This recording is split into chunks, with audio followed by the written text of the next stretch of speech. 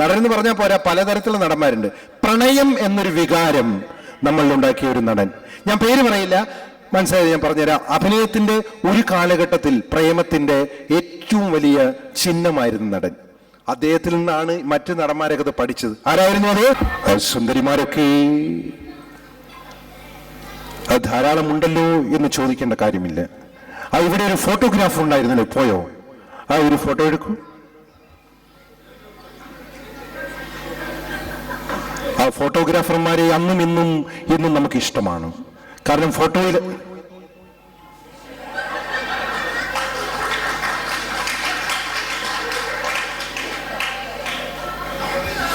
ഫോട്ടോഗ്രാഫർമാരെ പണ്ട് നമുക്ക് ഇഷ്ടമാണ്. അതുപോലെ തന്നെ സുന്ദരിമാരെയും നമുക്ക് ഇഷ്ടമാണ്. സുന്ദരിമാരെ നാം ഇഷ്ടപ്പെടുന്നത് ആ സിനിമയിലെ മാത്രമല്ല, ആ സിനിമയ്ക്ക് പുറത്തുള്ളവരുമായിരുന്നു. ആ സിനിമയിലെ നായികയെ നോക്കി രണ്ട് ഭാവങ്ങളെ നമ്മൾ കാണിച്ചിട്ടുള്ളൂ. നായിക അടുത്ത് വന്നില്ലെങ്കിൽ അവളെ നോക്കി, അവളെ ഞാൻ പിണങ്ങിപ്പോയാൽ, നമ്മുടെ നായികമാരെല്ലാം അതിസുന്ദരിമാരായിരുന്നു. ആ നിലാവുദിച്ചു നിൽക്കുന്ന രാത്രിയിലാണ് നമ്മൾ പാട്ടുപാടുക. ആ നിലാവുദിച്ചു നിൽക്കുന്ന രാത്രിയിൽ ആ കുതിരപ്പുറത്ത് വന്നിറങ്ങുന്ന നമ്മൾ നായികയുടെ വള്ളിക്കുടിന് മുന്നിൽ നിൽക്കുമ്പോൾ ആ നായിക ഇറങ്ങി വരും. നായികമാരുടെ വീടിന് മുന്നിലേക്ക് നമ്മൾ നടന്നാൽ മതി. എതിർക്കാൻ വരുന്നവർ അച്ഛനായാലും അമ്മാവനായാലും മച്ചുനായാലും അവനെ ഇടിച്ചു തകർത്തുകൊണ്ട് ആ നായികയുമായി നമ്മൾ പാട്ടുപാടും. ആകാശത്തുള്ള ചന്ദ്രനെ നോക്കി ഏറ്റവും കൂടുതൽ പാടിയിരുന്നത് നസീർ സാറാണ്. ഇപ്പൊ അതൊക്കെ പോയി. ഇപ്പൊ ഒരു പെൺകുട്ടിയുടെ നടന്നു പോണ കണ്ടിട്ട് ഒരു സിനിമയിൽ നായകൻ പാടുന്നത് കോഴിയിറച്ചിയെ പറ്റിയാണ് പാടുന്നത്. നല്ല സുന്ദരിയായ ഒരു പെൺകുട്ടി നടന്നു പോകുമ്പോ നായകൻ പാടിയത് കോഴി ചുമ്മാ കൊത്തിപ്പാടാതെ ചിക്കൻ ചില്ലി ഫ്രൈ ആയി നിന്നെ കൊത്തി വിഴുങ്ങും ഞാൻ. ഒരു പെൺകുട്ടിയെ ചിക്കൻ ചില്ലി ഫ്രൈ ആയിട്ട് കൊത്തി തിന്നാന്ന് പറഞ്ഞാൽ അതിന്റെ പ്രൊഡ്യൂസർ കോഴി കച്ചവടക്കാരനായിരിക്കും. അപ്പൊ ഇപ്പൊ എങ്ങനെയാ വെച്ചാല് പെൺകുട്ടികളെ ചിരിയെ പറ്റി പറയുകയാണെങ്കിൽ ടെലിഫോൺ മണി എന്ന് പറഞ്ഞ പോലെ ചില പെമ്പിള്ളേര് മോൻ കാണുമ്പോ ബർഗർ പോലെ എന്നൊക്കെയാണ്, പിസ്സ പോലെ, നടപ്പ് പോലെ എല്ലാം മാറി. എല്ലാം തീറ്റ സാധനങ്ങളുടെ ആയി കൂടുതലും. ഈ അടുത്ത കാലത്ത് കേട്ടൊരു പാട്ടില്ല, എന്റെ ദൈവമേ, ഒരു സുന്ദരി നടന്നു പോകുമ്പോ പണ്ടൊക്കെ ഹിമവാഹിനി ഹൃദയഹാരിണി നിനക്കോ എന്റെ പ്രിയമുള്ളവൾക്കോ മാദക സൗന്ദര്യം. ഇപ്പൊ അങ്ങനെയല്ല. നായകൻ നടന്നുമ്പോ നായകൻ പാടുന്ന മതയാനയുടെ പാട്ടാ. മതയാനെ പിടയാനെ കണ്ടാല ഞാൻ മതയാന മതയാന, നീ പിടിയാന പിടിയാന, ഇടത്താന വലത്താന, തരകേടില്ല. ആ കാലം പോയി. അപ്പൊ ആ കാലത്തെ പ്രണയത്തിന്റെ നായകനായിരുന്ന ഈ നായകന്റെ ഈ ഹാസ്യ ചിത്രത്തിന് ശേഷം അടുത്തത് ഇദ്ദേഹത്തിനൊപ്പം തന്നെ ഉണ്ടായിരുന്ന വേറൊരു നടനാണ്. ആ നടനെ ചിലപ്പോഴേ നിങ്ങൾ അറിയുള്ളൂ, ഞാൻ നിങ്ങൾക്ക് പറഞ്ഞുതരും. കാരണം അയർലൻഡ് മലയാളികളായതുകൊണ്ട്. ഡബ്ലിനിലെയും പരിസരത്തെയും മലയാളിയായിരുന്നു പറയാം. ഇത് വളരെ സീനിയർ ആക്ടറാണ്. നോക്കിക്കോളൂ, സ്വർഗായികേ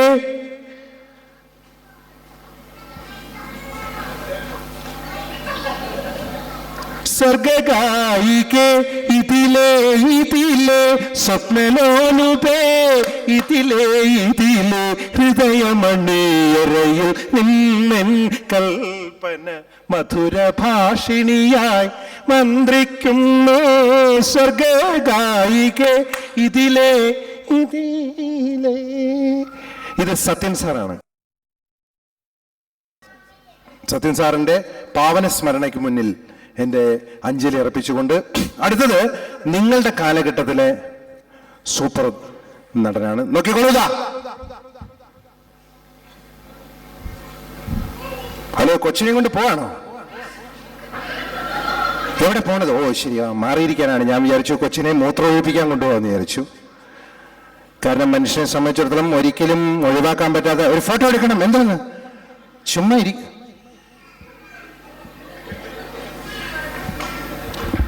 അല്ല, കുട്ടികളെ എന്ന് പറഞ്ഞാൽ നമ്മുടെ ഇപ്പോ അയർലൻഡിനെ സംബന്ധിച്ചിടത്തോളം വർഷത്തിലൊരിക്കലായിരിക്കും സ്ത്രീകൾ കുട്ടികളെ നോക്കുന്നത്. അല്ലാത്ത ദിവസങ്ങളിലൊക്കെ ചേട്ടന്മാരാണ് കുട്ടികളെ നോക്കുന്നത് എന്നാണ് കേട്ടിട്ടുള്ളത്.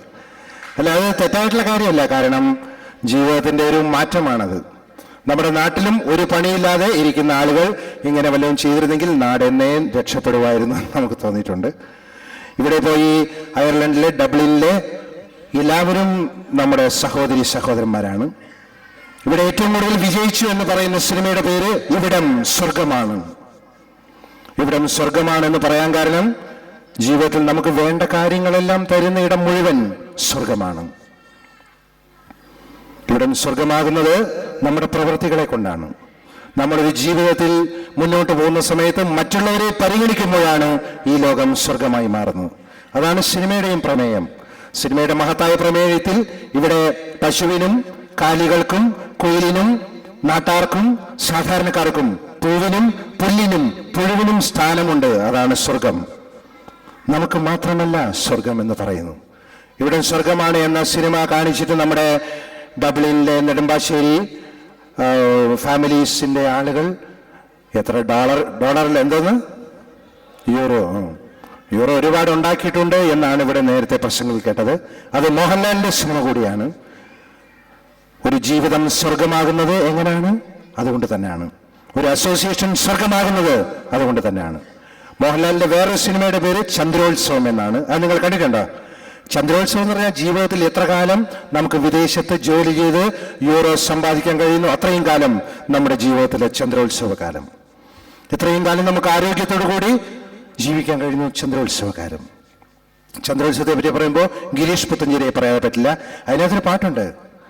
അതാണ് ഏറ്റവും പ്രധാനപ്പെട്ട ഗാനം. അത് പി ജയചന്ദ്രൻ പാടിയതാണ്. ആരാരും കാണാതെ ആരോമൽ തൈമുല്ല പിന്നെയും പോവിടുമോ, ആരാരും കാണാതെ ആരോമൽ.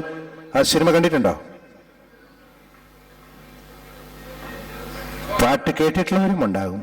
പക്ഷെ ഇന്നിവിടെ ഏറ്റവും കൂടുതൽ പാടിക്കേട്ട പാട്ട് അത് മോഹൻലാലിന്റെ പാട്ടാണ്. അതായത് കുട്ടികളെ സംബന്ധിച്ചിടത്തോളം, നാട്ടിൽ വരാൻ കഴിയാത്ത കുട്ടികളെ സംബന്ധിച്ചിടത്തോളം അവർ അണ്ണാരക്കണ്ണനെ കണ്ടിട്ടില്ല. അവർക്ക് തത്ത എന്താണെന്ന് അറിയില്ല, കുരുവി എങ്ങനെയാണെന്ന് അറിയില്ല.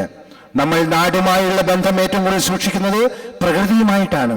നെടുമ്പാശ്ശേരി എന്ന് പറയുന്ന സ്ഥലം കൂടുതൽ ഭംഗിയുള്ളതായത് അവിടെ സംസ്കാരം ഒഴുകുന്നുകൊണ്ടാണ്. നെടുമ്പാശ്ശേരിയുടെ തൊട്ടടുത്താണ് മഹാകവി ജി ശങ്കരക്കുറുപ്പ്. അതുപോലെ തന്നെ അവിടെ തന്നെയാണ് കുച്ചിപ്പുഴ കൃഷ്ണപിള്ള. അതുപോലെ ഒരുപാട് തൊട്ടപ്പുറത്താണ് മലയാറ്റൂർ. അവിടെയാണ് മലയാറ്റൂർ രാമകൃഷ്ണന്റെ അദ്ദേഹത്തിന്റെ തൂലിക ചലിപ്പിച്ചത്. ഒരു പ്രദേശം ഏറ്റവും കൂടുതൽ ഭംഗിയുള്ളതാകുന്നത് അവിടെ സംസ്കാരങ്ങളുള്ളത് കൊണ്ടാണ്. അതുകൊണ്ടാണ് ഈ ഒരു പാട്ട് പാടിയല്ലോ നേരത്തെ, അണ്ണാരക്കണ്ണനെ കാണാത്ത കുട്ടികൾക്കുള്ളതാണ്. ന്യൂസിലാൻഡ് മുതൽ കാനഡ വരെയുള്ള കുട്ടികളാണ് ആ പാട്ട് പാടിയത്. അതിനിടയിൽ അയർലൻഡിലും ഇംഗ്ലണ്ടിലും എല്ലാവരും പാടി. പാട്ട് പാടിയത് മോഹൻലാലാണ്. അതിൽ വേറൊരു പാട്ടുണ്ട്, അതിന്റെ പേര് അത് ഭ്രമരം എന്നാണ് സിനിമയുടെ പേര്. നായികയുടെ പേര് ഭൂമിക എന്നാണ്. ഒരു പാട്ടിന്റെ സമയത്ത് നായികയുടെ ഒരുവിധം ഭൂമിശാസ്ത്രം കാണാമെന്നതും സന്തോഷമാണ്. ആ കുട്ടികൾ പാടിയ പാട്ട് അത് മോഹൻലാലും പാടുന്നുണ്ട്. അണ്ണാര കണ്ണാവ പൂവാല. എന്താ കൈയടിക്കാത്ത? താളത്തിലാണ്. ദാ ഭക്ഷണം വരാൻ തുടങ്ങി, ഇനിയിപ്പോ എന്തോന്ന് വേണം?